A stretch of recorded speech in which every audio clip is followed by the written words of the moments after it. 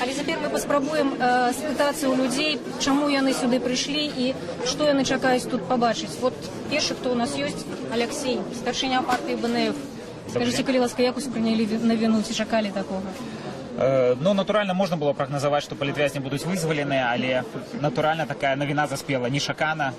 Гэта нечаканасць і вельмі прыемная нечаканасць. Цудоўна, што людзі на волі. Як-небудзь, вы думаеце, зменіць вызваленне палітвязняў? Мікалая Статкевіча і іншых жа палітвязняў вызвалілі. Зменіць палітычную сітуацыю перад выбарамі, пасля выбараў?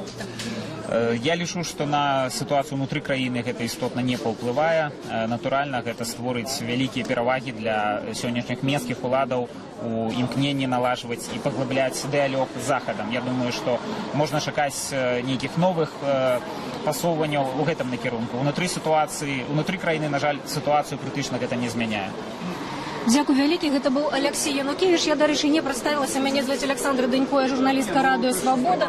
Я хвалююся таксама вельмі моцна, памятаю, як год таму на цэнтральным аўтавакзале мы сустракалі Алеся Бяляцкага, таксама было нечаканае вызваленне.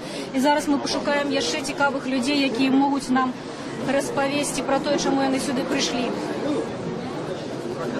Лепшыя людзі. Наста Дашкевіч, Сміцер Дашкевіч, Наста, ўсё ж такі у вас першай запытаюся, ці чаканая гэта навіна, якія пачуцці? Ой, 50 на 50. Ольга, вы сапраўды вельмі часта